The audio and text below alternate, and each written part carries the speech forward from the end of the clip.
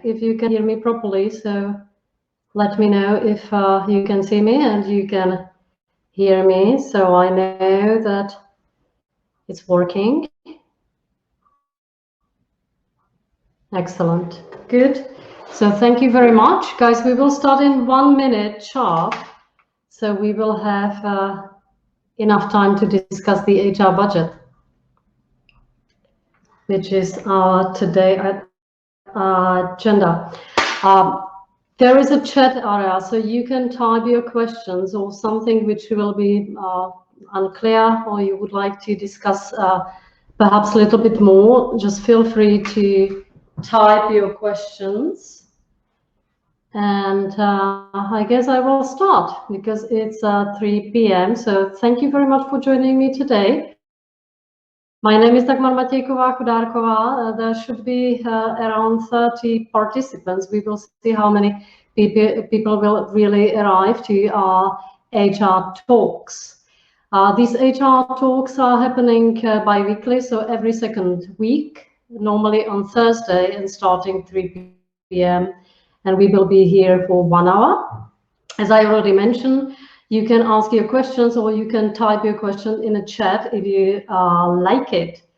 So something about me who never saw me before. My name is Dagmar Matějková-Chudárková. I'm already in the HR field almost 20 years. It will be in 2021, next year, 20 years in the HR field. Actually, I studied economics, so I'm a little bit more into the numbers, but I can also understand the feelings, and I'm, of course, as an HR person, focus on people. However, I can also count, and we will talk today about the HR budget. So you might perhaps see that it's the reality. I used to work for big companies such as Tesco. At that time, where I used to work for Tesco, we had 22,000 people. I used to work also for Siemens and other companies, and I was also responsible for region of 15 countries. So a little bit familiar with the HR field and also with the people management. And since 2014, I own my own company. I'm a consultant doing the HR consultancy, and we will talk today about the HR budget. So here is the plan for today. I will focus on the personal cost. I would try to explain to you how to plan the personal cost, how to prepare the HR budget, what is really important, how and where these costs sits. What does it mean, for example, cost centers, why we need to have the cost centers. We don't have to have it, but it's always better if we are a little bit more organized. So we will talk about, also about the cost allocation, which is very important because then you can organize yourself quite easily. I will touch base a little bit the HR controlling, how you can control your HR cost or your people cost. We will also touch base a little bit about the analyzing and optimization of the people cost or the personal cost, how you can make it or how we do it, when we do it and why we do it, because it's quite important, especially in the situation as we had the coronavirus. Probably you also touch base the optimization exercise or cost cutting exercise. I will talk about the approvals. I will talk about the rebudgeting, which is also happening very often, especially when the season is finishing or when the fiscal year is coming to the end. So we are very often doing the rebudgeting process. Cost cutting, we will definitely discuss when and how this will happen and what is the so-called cost cutting season. So for those who are active in the HR field, you might probably know when it's coming and also what will be cutted. So let's move to the first slide. I actually prepared something which is called personal cost, how it can look like. Look, of course, if you are a small medium enterprise, so it means a startup or very small company, so most probably it will look a little bit differently. But still, if you are starting or you're already a big company. So there are something which is called personal cost, and the personal costs are usually the same in the small company. Of course, the amount is totally different, but the calculation is the same in small or big company. So I will start with the recruitment cost, which every single company where the people are important, so you need to recruit somehow the people. Of course, you can do it also kind of like on the friends base, or someone can recommend you a new employee, which is also possible. But normally, if we are talking about standard companies, so you have to somehow buy the recruitment. So what that means, so either way, you have to ask someone to do it for you, or you have to do it yourself. Still, you would need some advertisement, you would need some fees to pay, you would need someone who will select your people, etc. So we call it a recruitment cost. It's before the hiring is the hiring cost. And of course, there are some connected costs. For example, if you are a larger company, so you might use external company, such as a personal agencies or headhunting companies, or we call it as also as a executive search. So it costs quite a lot. So that's the start. I will talk about the entire life cycle of the employment. So, and of course, you start with the recruitment cost. It can be cheap, it can be very expensive. I will also show you at the end of the session how the HR budget could look like. So I'll prepared for you some examples how the HR budget can look like if you have standard employees. We call them blue collars. It means workers, manual workers, etc. And if you have the management, because of course the cost connected with managers is much higher than with the manual workers. So that's the recruitment cost. You're usually starting there. You have to plan it.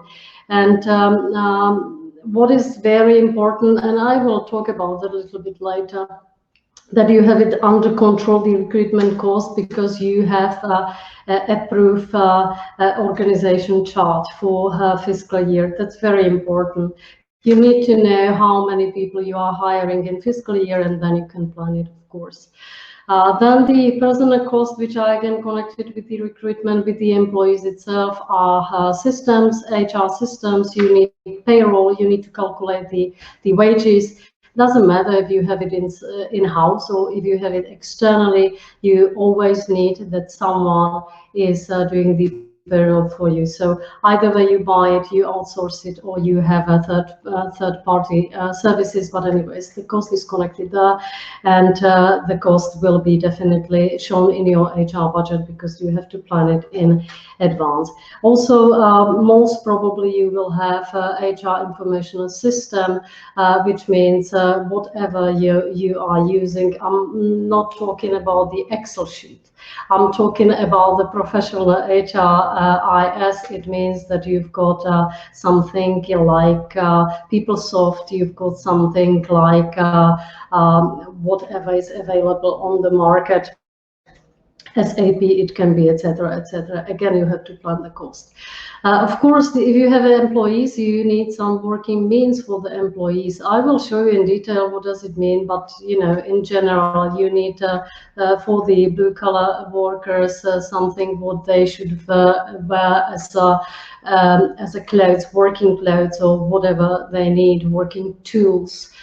People who are sitting in the offices, they need to have a computer, they need to have a telephone, they need to have an internet connection, etc. And everything, it can be nicely connected with one FTE, and then you can plan it properly.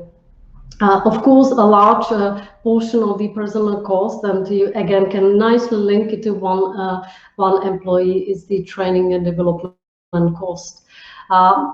That's the cost aside, which can be depends what you would like to achieve. But if you are a proper company, you have to cover mandatory trainings. Mandatory trainings means, for example, health and safety trainings. You need to do the medical checkups, which will be most probably budgeted in the training and development cost. You need to develop your people further, so you've got some coaching, mentoring, you've got some training program, academies, etc., etc. Again, it can be linked to one FTE. Normally, you've got a monthly or annual budget per person per one FTE. Full-time equivalent is one person, and then again you put it in your budget.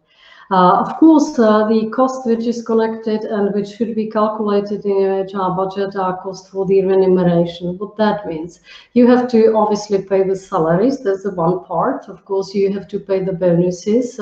If you have a bonus scheme, it's superb, so you can calculate it precisely as well. But you have to also pay, for example, the salary benchmarks. You might have hay grades, for example, so you know how much you should pay to which position. So it's also not for free, so you have to budget it as well, etc., etc. What I like to put also in the HR budget to the personal cost are the travel costs, because if you have the employees and they need to travel, in case you've got a sales representative, for example, or you have people like managers who are traveling quite a lot. They are responsible for more countries, or they are responsible for certain regions. So they are definitely connected also the travel cost. But travel cost, it does not mean only that you buy a flight ticket, you buy whatever bus tickets or what is available, or there can be a car which is the company car, which is allocated to one FTE. There can be something like car sharing, there can be pool cars, etc., etc. That's also connected with the travel cost. And again, if you would like to prepare a very nice HR budget, you should also think about that.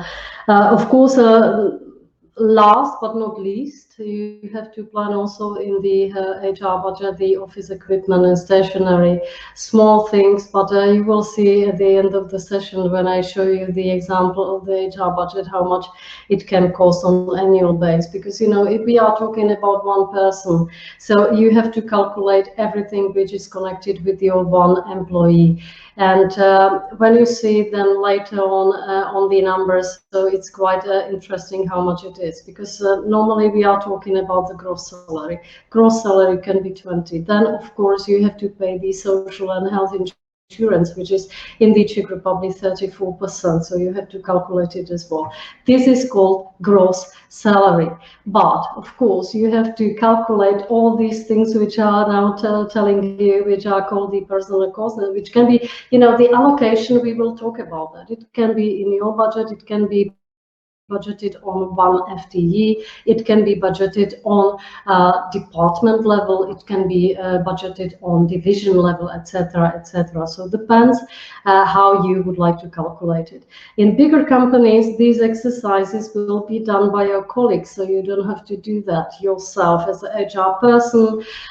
You probably will have someone in the HR controlling or in the controlling function itself, and they will calculate it, they will prepare it for you. Nowadays, we've got a very nice systems which can calculate it for us, but depends on the size of the company, on the money, on the available fundings which you've got in the company. So if the company is able and willing to pay some system, which is, again, it's faster, and at the end of the day it would be most probably cheaper than 10 people working with Excel sheets.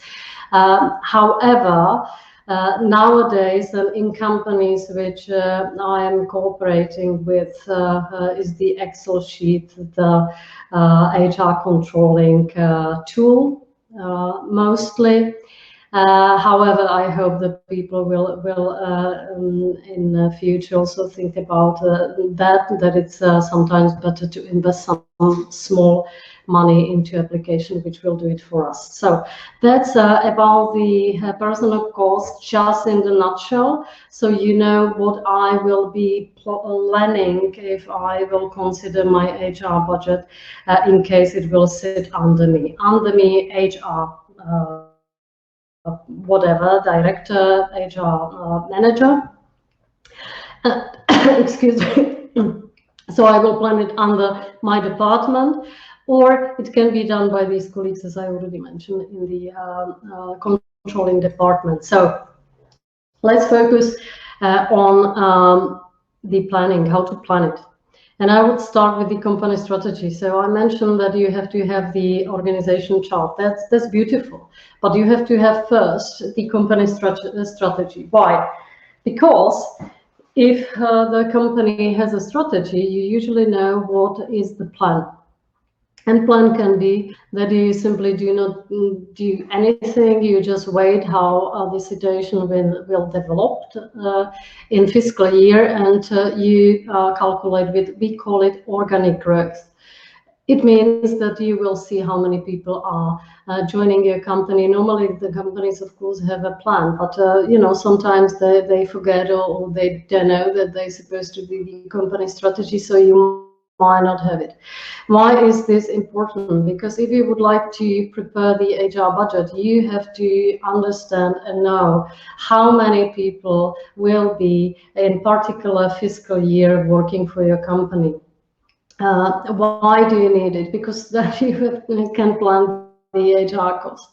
For example, if your company, if the strategy of your company is the expansion, so they would like to, or your company would like to expand in new markets, your company would like to expand in new region or new sector.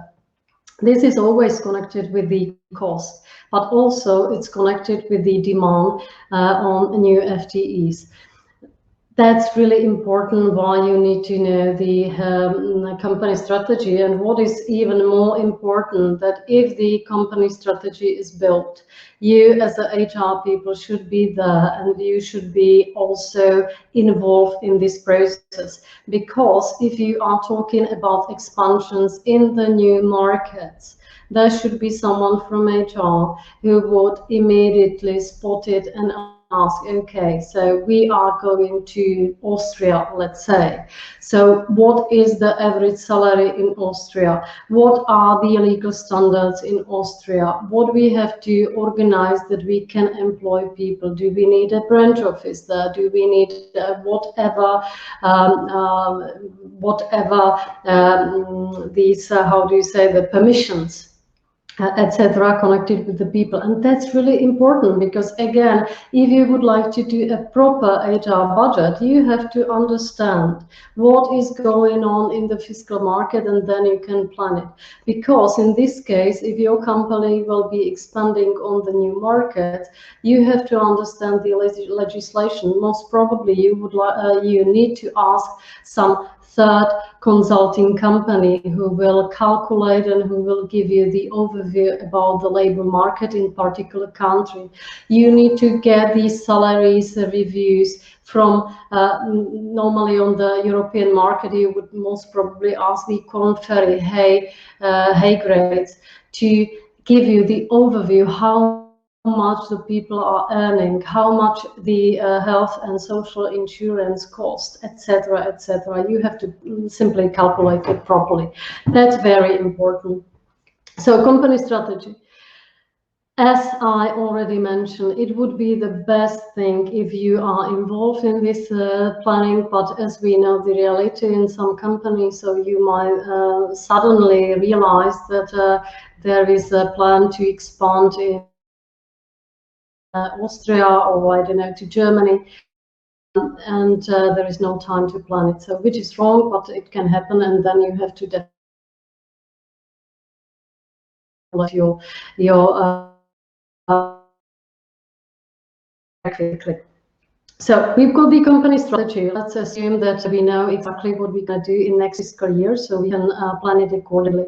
The other side is that you usually also look at the people turnover rate. So you've got some kind of like natural losses because the people are simply leaving the company because they might retire, because they might look for another job and they found something very nice, so they will leave it. That's quite normal, but you have to again plan it in this kind of like dimension. You have to look at the percentage of people who are leaving your company. You look at the last year, and if you have the a little bit longer history, so of course you have to compare also the years, how many percent of people were leaving your company, and then you can adjust the recruitment cost for the fluctuation or people turnover rate, we call it this way.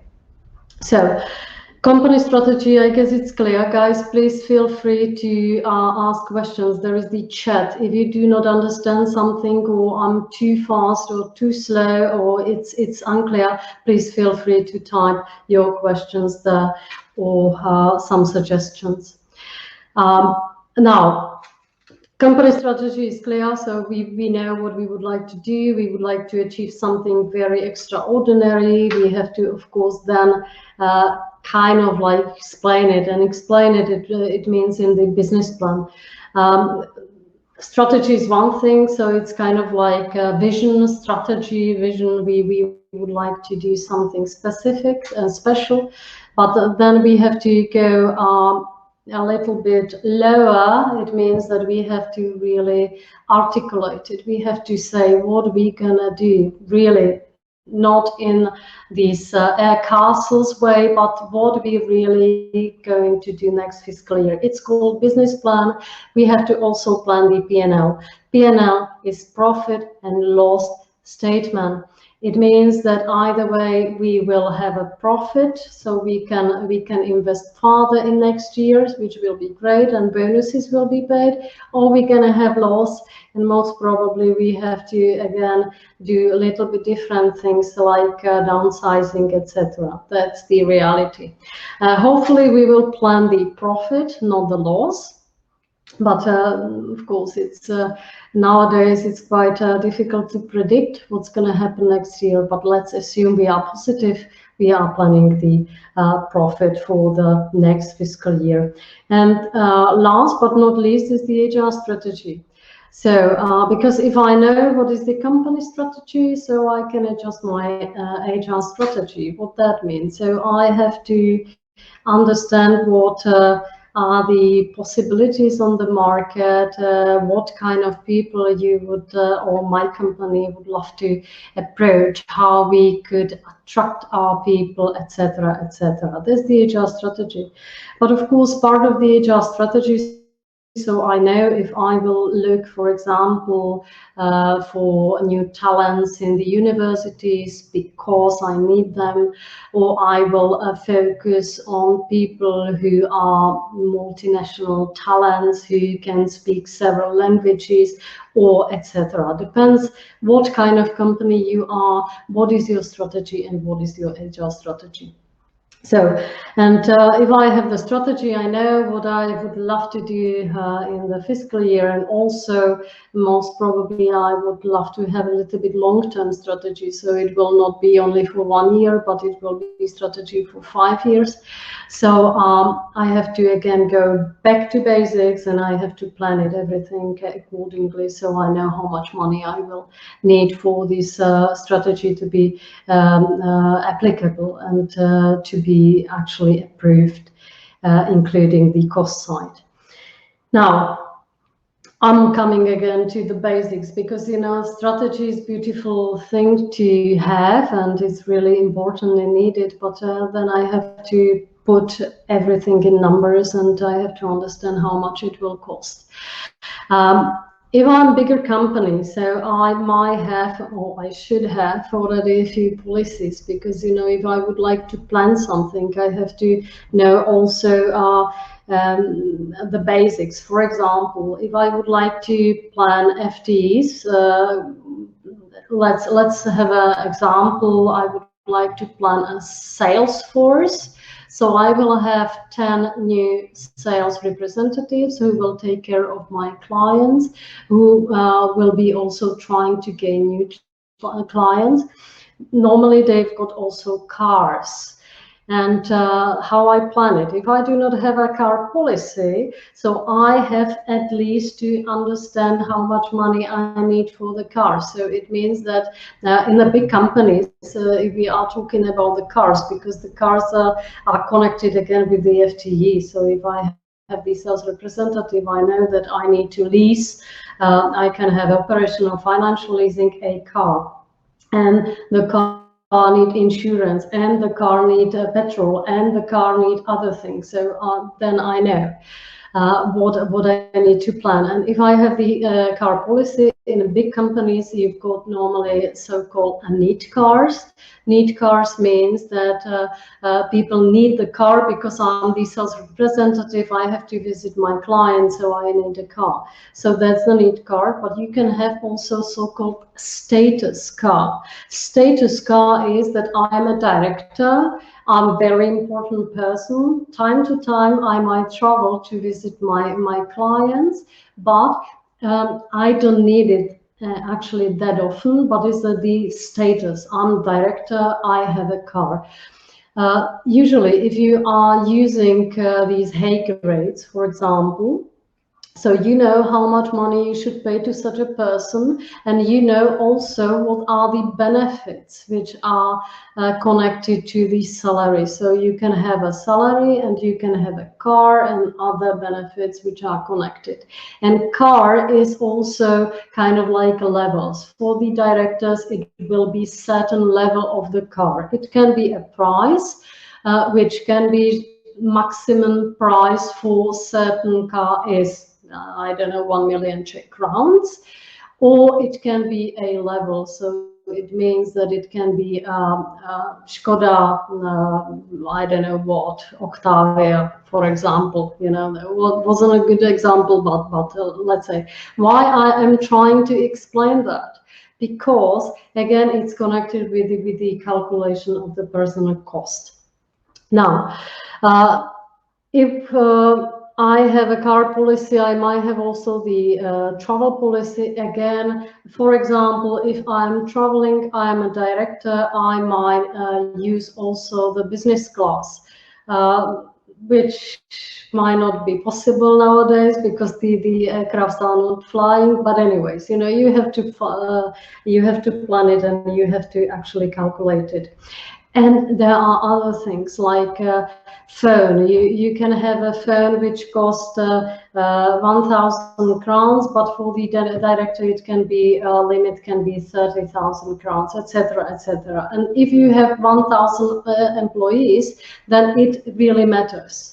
Right, because if you have 2 people in the company, so it will be not that difficult. But if we are talking about 100 people, so these little things which might be not that important, or might seem to be very simple, they are then significant.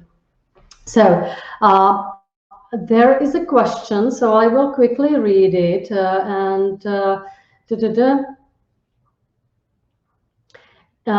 guys, can you see also the question? I will read it. Hello, Dagmar. I would like to know if in case you're planning the budget, if you are considering the fact that in case there is a replacement, usually the newcomer is having a higher salary than current employee. There are additional costs in a recruitment usually. Are you planning these costs in advance with actual attrification rate? Thank you. Yes, of course. I will show you the guys then the example how I will actually plan it. I've got the Excel spreadsheet where you will see all the costs which I will be considering. So we will see also the details. Yes, I would definitely consider it because again, what is the best way, and actually how to plan the personal cost. And now you can see the phone and IT policy which is there. Okay, so you have to plan if your people will have iPhones, if your people will have expensive laptops, etc. But also you have to take into consideration this. If you are planning new people, so you have to have a certain benchmark, how much the position will actually cost you. So you can have a person who is there for several years, who is depends again, you know, if you are proper company, so there are the salary reviews happening every year, and you've got the benchmark, so the people should be paid accordingly to the benchmark, and then you covered everything is actually fine. But if you have from historic reason someone who was not paid well, or the market was changing as well, then you have to be again wise, and you have to plan it according to the market. That's really important, and I will show you how, because the best way how to do that and how you can then consolidate it, and it will have really common sense, that if you do it based on one position, one FTE, so you can really plan it according to the benchmark, and there should not be a big mistakes, and it will be relevant. Yes, I will. There is another question about the spreadsheet. Yes, I will show it to you in a moment. I will discuss a little bit more in general terms now, and then we will look at the spreadsheet, and we can go through each line, what I plan there and how does it look like, because it might be quite interesting what you're gonna see, how much it costs actually one FTE. I took two examples. One example is the average salary in the Czech Republic, a person who has 32,000 Czech crowns, which is the average salary nowadays. And second example will be a person who is 150, a manager or director, whomever it is, and you will see how much it costs on a monthly base and on annual base. And then we will, of course, go through the details. Remuneration, that's exactly what I'm talking about. So you have to first, ideally, if you have the benchmark, so you know how much you're supposed to pay. If we are talking about sales representative, you know that the other companies in your sector paying 20. I'm just, you know, not taking the correct salaries, but for your understanding. Also, you have to calculate all the benefits, which I show you what I mean under the benefits as well, etc. What is again very important and very wise, and if you are preparing budget, then you need to know that is the bonus scheme, because there is a huge difference in the cost. If we are talking about bonuses, which will be 5% of annual income, for example, or 50 or 20 or 15%, etc., etc. That's why you need a bonus scheme.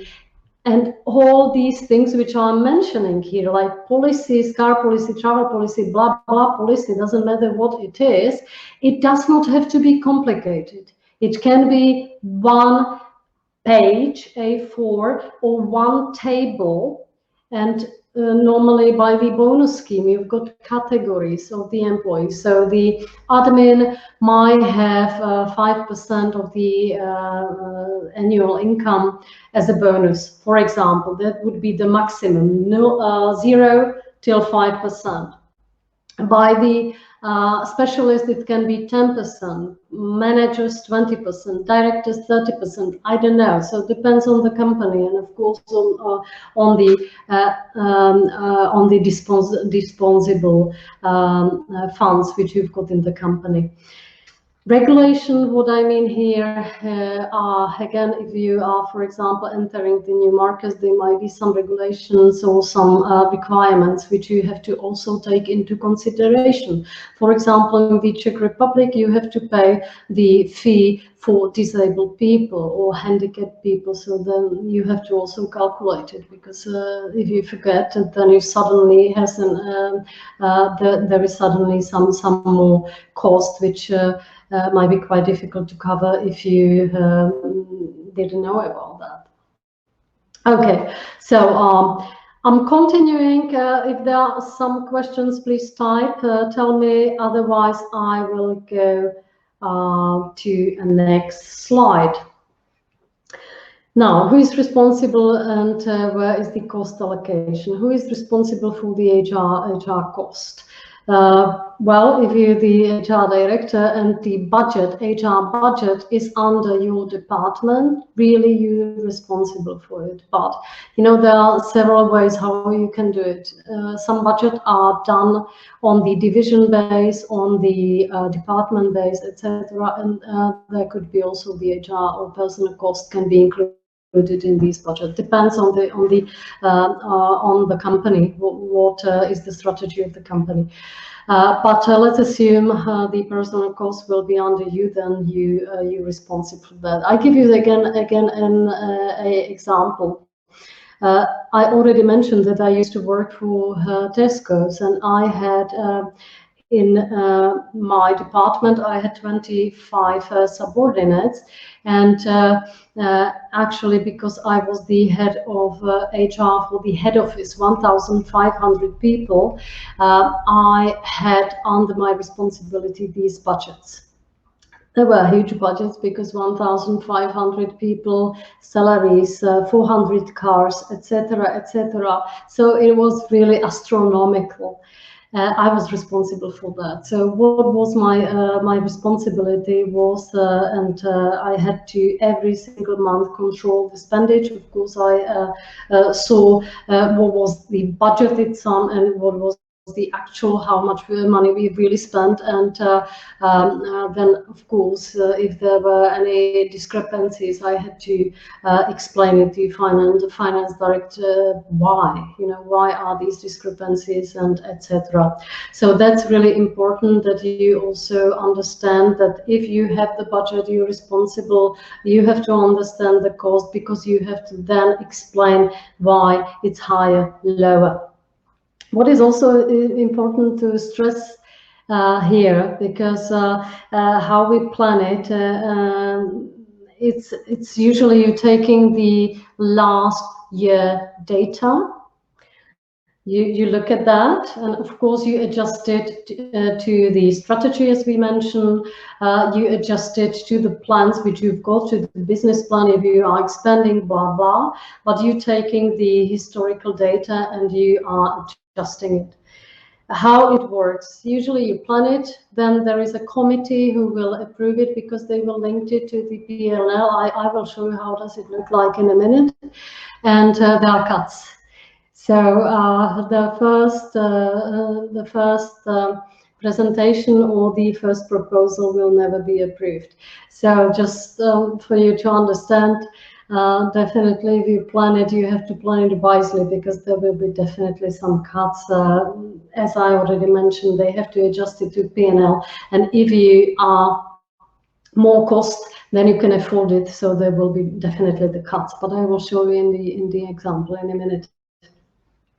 We went through the responsibility and cost allocation again, as I mentioned at the beginning. Either way, you have it under the HR department, so all the salaries, all the benefits, everything which is connected to your personnel is under the HR, or you can have it differently. It can be the computers, telephones, etc. will sit in the IT department, or every single employee who works for certain department will be allocated in the certain department, and you will have under your responsibility only, for example, the budget for your department, HR department, if you have a HR department and you've got people there, and some costs which are not directly connected with the people, and it could be a different point of view, depends on the company. Cost center holder, Cost center, it can be also something different than the department. For example, if you've got a large department and you've got also in the department a director, there are managers who have a certain responsibility, they might have so-called cost centers. So it can be split into the cost centers. Normally it is done because you need it for the accounting purposes as well, and cost centers has obviously numbers, and then you can everything accumulated and you've got the budget for the whole company. Cost centers, I like it because again, if you would like to have a transparency and visibility, so it's again another thing which can be very useful, and then you would understand everything accordingly. So, and I highlighted here 6 steps which are normally connected with the preparation of the HR budget. You have to obviously plan it, as already mentioned. You have to plan it hopefully on the historical data, if you have any. If you do not have any, doesn't matter, then you build it yourself. So on the greenfield, you have to start from the scratch. I will show you how in a minute. Of course, you have to calculate it. Everything should be calculated properly. So you need some analytical work. If you have the controlling department, it's beautiful because they do it for you. If you do not have it, you have to calculate it yourself.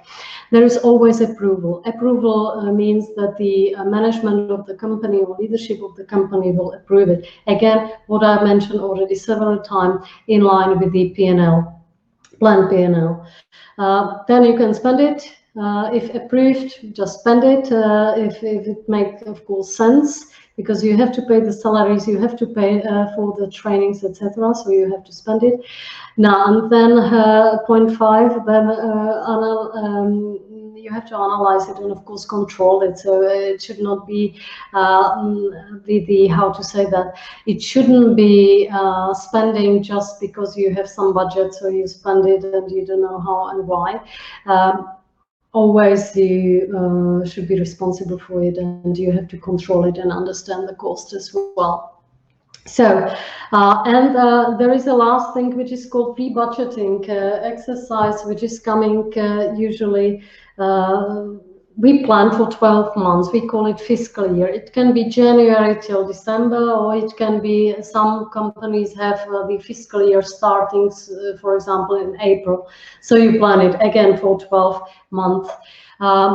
When we are starting rebudgeting, it can be every quarter, because we are controlling how much money we spend.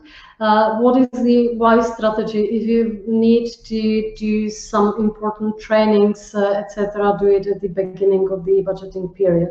If you leave it till September and your fiscal year is January till December, you will never get the trainings done, because there will be cost-cutting exercise, and simply it will not happen. So try to do the first half, first quarter, the majority of the really important trainings which do need to do. Otherwise, most probably it will be cutted. Yeah, I will explain you a little bit more about that in a minute. So let's move to another slide which I prepared, the analyzation and optimization. So what is important to understand as well, that we've got there is a difference between cost and investment. Cost is something what you spend and there is not much coming out of it. Investment is something which you really will use for the future, or for the brand of the company, for the better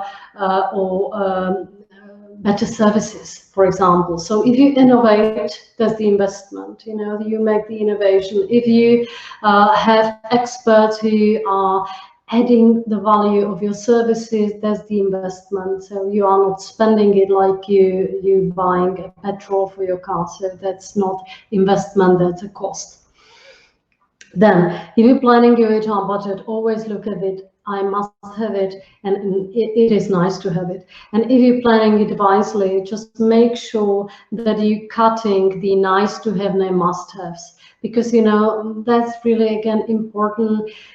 People can survive without a training in communication skills, but you cannot cut it on the salaries, for example. You can cut it on bonus sides, but definitely not on fixed salaries. So always think about that. Process optimization is another thing which I would consider when I will prepare the budget, because sometimes there are historical processes or historical things which are happening, but they are not needed. So before I do the budget, I should also think about, do I really need this position which is planned? For example, it is planned, you can hire the person in the next fiscal year, but it is really needed. Can I not optimize the process? So that's what I would do if I plan the HR budget accordingly. Also, the use of the new technologies, as I already mentioned. So instead of using 1 million connected spreadsheets of Excel, so there are, for very cheap money, some applications which you can use, and they will help you to save your time, make it more accurate. And for example, if you will need to report something to your leadership, so it will take you 1 minute and not 2 days to prepare a certain analytical exercise. So that's really important, what you should also think about that, because the hours spent on these things might cost a lot. Or you can also, of course, think about visual services or outsourcing, because, for example, the payroll, why you should do it in your company, because you can very nicely outsource it, and it will be faster, cheaper, and more secure. So I would do that this way. Now, some example with some money. So I will show you then the details. But you look at that, so it's quite interesting, isn't it?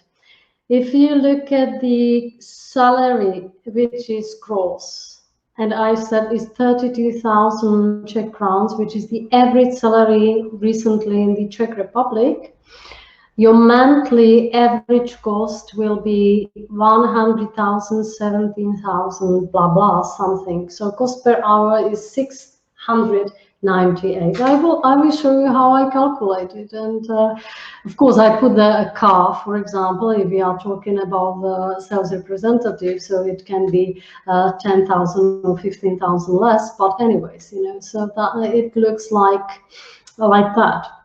If you have a manager who is earning 150 gross, so your cost, monthly average cost, will be 8,075,000 crowns, so which is quite a lot. And now I mentioned here 3 very important things: profit and loss statement, and I already mentioned it. So revenues and costs and the expenses. So if you have an employee, you should be able to afford it. So if we are talking about the profit and loss statement, there are revenues. So you should be able to gain the money to be able to pay the employees. We are on the cost side, expenses side. That's really important to understand it when you're planning the HR budget. That's why when you come in with the proposal, which is, I don't know, 100 employees, and you can see here some kind of like calculation. If you have 100 employees, 10 managers, monthly the cost is 20 million Czech crowns. So how much you should earn to be able to pay that. So there's the calculation of P&L, and of course you don't have only the personal cost. You've got other costs. You've got the production cost. You've got the logistic cost. You've got I don't know what. So that's the understanding which should be behind that. It's beautiful. I saw it several times. The managers would love to have new employees, but then they don't understand, if you have the new employee, you have to also have a higher revenue, otherwise you can't afford it. So that's really important. Cash flow statement, very important. Cash flow statement is about the paying the salary. So I experienced it several times. That I used to work for a client or for employer, and there was a problem with the cash flow. Cash flow means that you are invoicing, and then you should get the payment. And if your clients are paying too late, you might have problems to pay your salaries. So that's quite important as well. And last thing in thinking, hiring new people and building and having a nice HR budget is also the balance sheet. So how much assets you own, how much money you've got, and how much is borrowed, which is not your money, etc. So that's why we have to a little bit think about that in complex way. So that's the economical side of it. So let me now show you the Excel sheet. Hopefully I can do it quickly so you will see it. Okay, I don't know if you can see it, but I will enlarge it so we can you see it properly? So if I enlarge it like this, is that okay? Okay, this is a little bit too much, so I cannot read it either. But now, what I calculated here, I calculate here, of course, the normal worker, the 32,000 Czech crowns per month. And I, of course, started with the recruitment cost. So you have to cover all these things as an advertisement. You might pay person agency, etc., etc. And then if you look at that, so it's quite significant amount of money which you will spend in the recruitment costs. I have to make it a little bit small so I can see the numbers. Then I considered, of course, the cost for HR systems, payroll cost, remuneration, which I already mentioned. So if you look at the remuneration, and then you starting with the gross salary, but of course the gross salary is 20, and then you have to calculate also the social and health charges, then you have to calculate the bonuses, etc. And suddenly from 32 you've got 51 per month. So again, if you don't consider this, it might be difficult then to plan and calculate the cost. So remuneration. I mentioned several times the benchmark. So that's very important, because if you would like to plan it accordingly, and I put here one employee, 12 months, and then of course month by month I put small sums for every single thing which is connected with the employee, and then suddenly from 32,000 you've got more than 100. So it's quite interesting, isn't it? And if you have, of course, then you replicate it, because you've got you know what positions you've got in the company, and so then you can replicate it. So also what I calculated here are, of course, the working means. I put the computer and really small sums, which are like 500s, 100s per month. But however, if you've got 1,000 of employees, so you have to calculate it this way. Hopefully someone does it for you, or you've got a system which will calculate it, but then it looks completely different. Communication tools, you need to pay also the internet connection, you need to pay the working means, as I already mentioned. If we have a sales representative, you have to pay the car, you have to pay the petrol, you have to pay the traveling cost, accommodation if the people are traveling. They've got also the car allowance, or they might have the travel allowance. So you have to pay the food supplement, or however it's called, per day. And it's again, you know, so it's about 50 euros, for example, if someone is traveling abroad, etc., etc. So it's kind of like you know, the cost side might be quite interesting when you look at that. Car I mentioned, travel cost I mentioned. You can again plan it per month. I put 1,000 Czech crowns, which is nothing. and then if people are traveling back and forth, so it can be enormous. That's why you've got the traveling policy. For example, when I used to work for a huge company, we were traveling quite a lot. I was responsible for 7 countries, flying around the globe very often. We could have traveled by business class, but one air ticket to US and back cost 150,000 crowns. Then you have to pay the accommodation, then you have to pay the food, etc., etc. So it's you have to really think about that, because it can looks quite differently as these 32,000 crowns. That's about this poor guy, 32,000.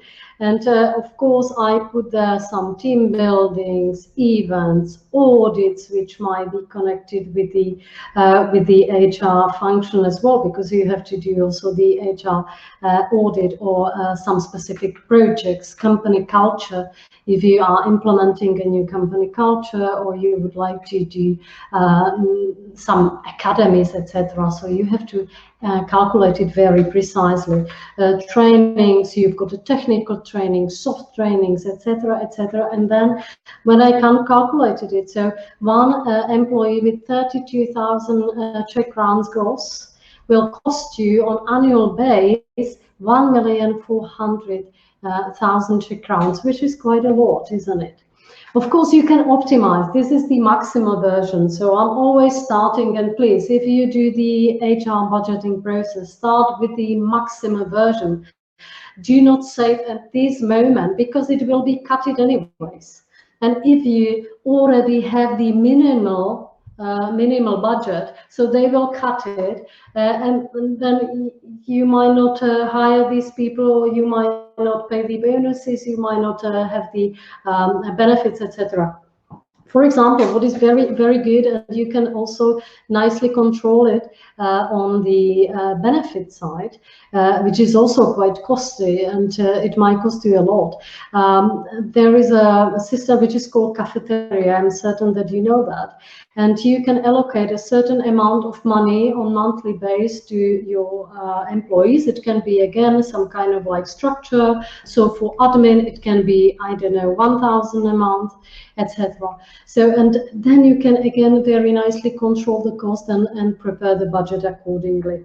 So this is the guy who earns 32,000. And now I have here a second spreadsheet, which is a little bit different, because this guy has 150 per month gross. So even if you look at the super gross salary, it's 281,000. I calculated also bonus, including the bonus. I think I put 30%. I'm not certain about that, but I put some there. So if you look at that, of course, there is executive search, because if you're hiring someone for 150, it's a director or manager, you would most probably need the executive search. So that's why I put these 630,000 Czech crowns. Normally you pay for the executive search 20 up to 25% of the annual income, including bonus. So it's still kind of like low. I can and I saw double, triple price for the executive search. So that's why you've got also the recruitment cost there, because you need to recruit the person. Of course, if this person is already existing employee, you don't have to consider it, but you have to have the proportion. If the person is leaving, how much it will cost. So I would suggest a small amount anyways, just to make sure if the person leaves, so you've got money to pay for that. I also calculated the redundancies. Why? Because you have to simply think about that. If you have a person, and hopefully not, but there will be another COVID crisis, and you will be forced to downsize, you have to cover it. You have to pay for that. So redundancies are part of this budget as well. And please never forget about that. So it can be a certain sum which is static. So perhaps for managers different, and for the workers, of course, different sum. But it's really important to have it in your budget, because it's really sometimes you can be really surprised because you can't afford it and you have to pay that. So there is no other way. So if you look at that, so here is the manager. I don't know if you can see it. Hopefully you can see it. But again, the same structure. So I covered everything, including the furniture and the power and water and I don't know, coffee in the kitchen, refreshment. And if you see, so per hour is that, if I can see it well, is about 5,000 Czech crowns, and per one FTE annual cost is 10 million.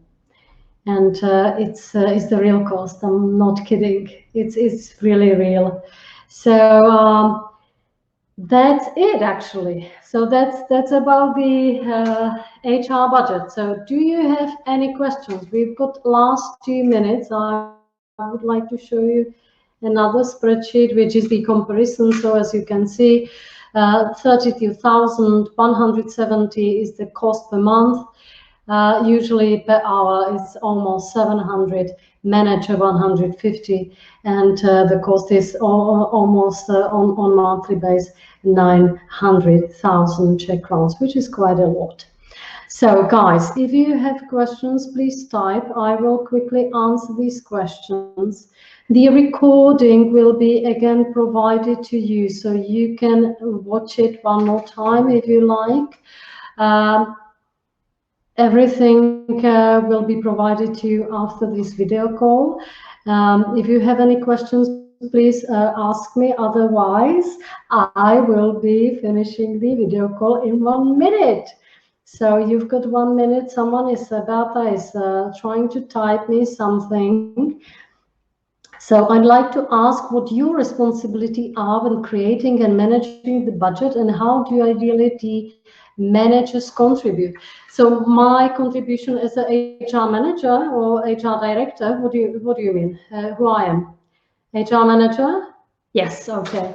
So my responsibility is depends on the structure of the company. If the management will say that the budgets are based on department, I have to live with that. Then I have to provide, of course, the salary cost and other additional costs. Usually it's done that the controlling department is sending the spreadsheets to a particular managers. You will fill it in. For the salaries, benefits, trainings, blah, blah, blah, in line with the policies which are in place within the company. And then the department heads, it is your business or shared one. I didn't. Okay. Didn't get the question, but Beata, please try to define the question one. Depends where you work. You know, how big is the company? If it's you and 2 other people in the company, so I, as an owner, will do it myself. And I would probably ask the others for the inputs, which I do not know. But if I'm a bigger company, so there are, of course, the departments, and there could be one approach. Departments will be responsible, but I, as a HR, will deliver the data, or I'm doing it as a HR, and they are not responsible. I'm responsible for the HR cost or the personal cost. Depends on the strategy of the. Okay, so good. So I answered the questions. Guys, it's 4 p.m. 1 minute. So sorry, I was one minute longer than who is supposed to be. If you do not have any questions, never mind. You can, if you would like to ask me something, send me an email. So you've got definitely, I hope, you've got my contact. So please feel free. If not, thank you very much that you spent your 1 hour with me today. Hopefully it was somehow interesting for you. And in 2 weeks, I'm organizing another HR talk, so you're more than welcome to participate. And have a beautiful Thursday, and have a very nice weekend ahead. So have a nice time. Thank you very much that you've been here with me. Thank you. Thank you very much, and bye-bye.